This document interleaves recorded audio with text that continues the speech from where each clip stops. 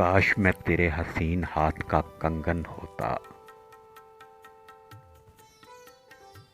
तू बड़े प्यार से चाव से बड़े मान के साथ अपनी नाजुक सी कलाई में चढ़ाती मुझको और बेताबी से फुरकत के खज़ां लम्हों में तू किसी सोच में डूबी जो गमाती मुझको। मैं तेरे हाथ की खुशबू से महक सा जाता। जब भी कभी मूड में आकर मुझे चूमा करती,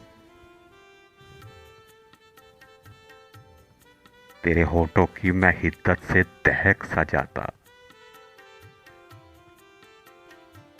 रात को जब भी तू नींदों के सफर पर जाती,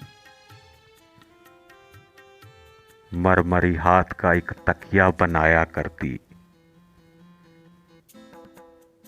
मैं तेरे कान से लगकर कई बातें करता। तेरी जुल्फों को तेरे गाल को चूमा करता।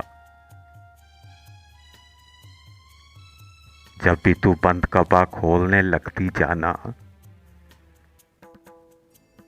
अपनी आंखों को तेरे हुस्न से खीरा करता। मुझको बेताब सा रखता तेरी चाहत का नशा। मैं तेरी रूह के गुलशन में महकता रहता। मैं तेरे जिस्म के आंगन में खनकता रहता।